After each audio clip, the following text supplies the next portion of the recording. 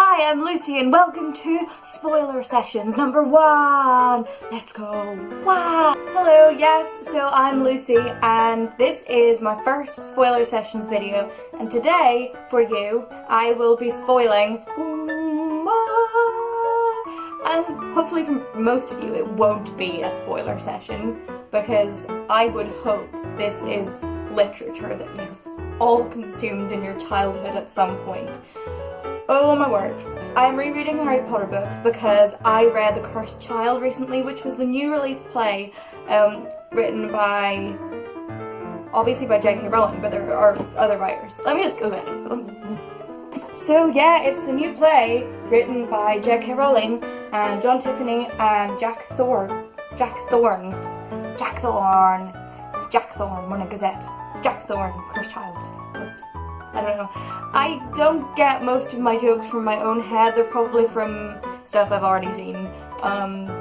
So yeah, I also make a lot of, I was gonna say I make a lot of reference jokes, but that's just what I said, but in another more convenient word, okay? Anyway, this is not what we're talking about today. It's this one. I know, that seems counterproductive because this is the new one. But Harry Potter and the Philosopher's Stone, I had forgotten this is where the magic began at age 6 for me. This is so full of memories for me. You have not got a clue. You probably do have a clue actually, but for me, I remember 2 very specific occasions of my mother reading this to me at the age of 6. And it was me being in my bunk bed while she sat on a chair below me reading the train scene where they're on the Hogwarts Express and Ron first meets Harry and they're eating a load of sweets. So basically, I liked that scene when I was a child, and then I remember my mum and me sat in an armchair and her reading to me The Man with Two Faces, which is the last chapter, and I remember being absolutely fascinated and terrified as a child, and this time I was absolutely fascinated and terrified. I mean, like, between childhood and now, I've read these books about 7 times now, so this is so wrinkled, but I loved rereading this. It was my magic, the magic for me recaptured. I highly recommend this book. If you were like me growing up and you didn't have many friends, these books are probably something that gave you hope and happiness inside the darkness that was your little soul. All very dramatic, I know, but going through these books, and like, believe me, this was like me kind of rereading the books after my mom had read me the first 4, and then I picked up 5 and 6 and 7, but this was me rereading the books again, and getting my love of the series being rekindled. I was absolutely obsessed with how it made me feel, how the camaraderie between Harry, Ron and Hermione really captured the kind of friendships that I wanted to have, how the wizarding world took Harry away from his life with the Dursleys that was so awful and so soul-destroying every single day of it, that he just needed to get out of it and find out, you know, the joy of the child finding out about himself, the child Harry Potter, that he is a wizard and can go to a wizard school away from this place where he feels so abnormal. That struck me as like a holy mother of goodness. I belong at Hogwarts. And, you know, that sounds crazy, and I know Hogwarts is fictional, but it's real to me, and I'm sure it's real to so many of you out there. So, like, going to Hogwarts with Harry was like a removal completely every time I opened a book from my life, where I felt absolutely miserable at school. I was the kid at school who was a practical little Hermione Granger. I studied really hard. I loved books. I loved to learn. And I wanted to learn so that I would give myself a better future. Like, people would be messing around in class and I would be sat there like, please just let me work. Let me read. You know, you should be doing your work. like, I really had an affinity with Hermione. But this time around, as I've been reading these again, and I've just finished this one, I'm on to number 2, because I'm reading them really slowly in order to really savor the magic. This time around, I really, really find an affinity with Ron Weasley. I think he's perfect. I know he's only 11 in this book, but when you think about what this kid becomes, from being this timid redhead, he's not really timid, let's be honest. He's not timid, but he's kind of, you know, a bit of the underdog of the family, and kind of a bit, you know, a lot rides on his shoulders as the next Weasley. All his brothers have become something great or go on to be something great, and he is just like, I've got so many of my family ahead of me and they're all so good at everything and I don't know what I'm good at yet. And he reminds me sometimes of, like, it reminds me sometimes of how I feel. You know, I come from a family where I have no brothers or sisters, but all of my cousins are older. Everyone has become really successful. I am trying to finish university currently, because, like, over the last academic year something really bad happened to me and I couldn't quite finish my final year, but I'm gonna go back and do it. But, like, I can totally relate to Ron Weasley and his, everyone else is so successful, why can't I be successful like them? Ah. And his panic about everything, his panic about, you know, just about everything, really.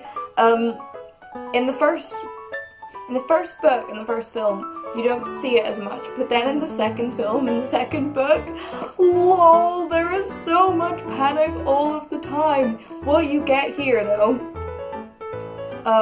you know, you don't get spider panic, and I can totally relate to that too, because I've got a phobia as well, and everyone finds it ridiculous around me, and I'm just like, I don't like them.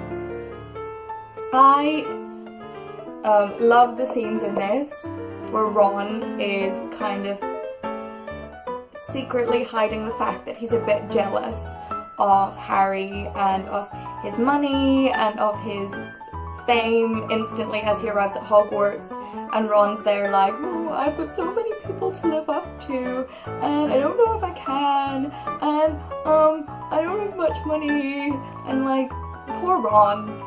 So really I relate to him. I've never been able to relate to Harry, except obviously Harry being taken out of his bad situation into a good situation, you know, where he's a wizard and everything. I absolutely adore the fact that throughout these books there's the theme of there's this evil that only he can defeat, and as someone who suffers a bit from like anxiety and depression, I totally relate to Harry's struggle, because, like, you know, with anxiety and depression, it's only really you that can beat that within yourself. And that's why, again, I like Ron as well, because he seems to go through anxiety a lot of the time, and like, he comes out and he's this brave Gryffindor that the Sorting Hat knew that he was. So yeah, I really love it. A scene I really adore in the book, actually, is the scene with the troll in the dungeons and then in the girls' lavatory, and it's all attacking Hermione and stuff. And when Harry and Ron come to save her, it's just the most wonderful thing, because, you know, who would have known that a bonding experience would be defeating a troll together and saving each other's lives.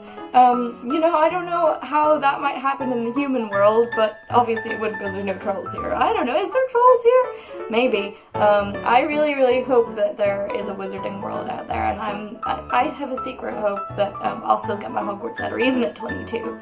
I have a theory why I might not have received mine yet, and why all of you people aged 19 to 27 might not have received your Hogwarts letters yet. Anyway, I'll tell you, that's for another video. So, I have a few favourite lines in this book. Let me just find them for you. One of my favourite lines is, yeah, it's in the Halloween scene. The troll after the troll is dead. J.K. Rowling writes, "But from that moment on, Hermione Granger became their friend. There are some things you can't share without ending up liking each other. Knocking out a 12-foot mountain troll is one of them." I love that line! Again, Hermione is a character that, you know, didn't have many friends, and obviously didn't have many friends growing up. And suddenly she like sees these two boys, and I think at the moment particularly Harry, because she's like, "Ooh, Harry Potter, he's a bit famous." But also I think she's attracted to the kindness that she knows that they have within each other. I think she sees the fact that Harry and Ron are two misfits.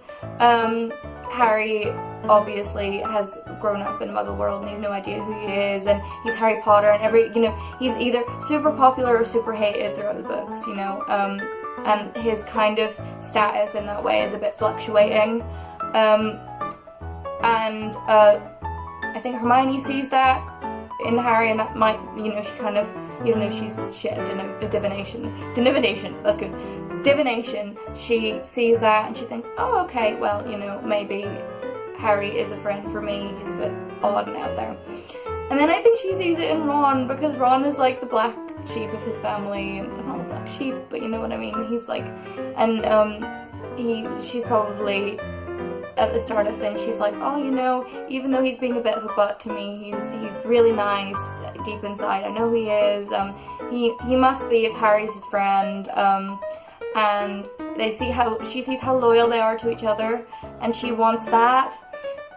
So I just really, really enjoy Hermione becoming friends with them, because it's just my romantic idea of how friends are made, I guess. They're at the Quidditch match, and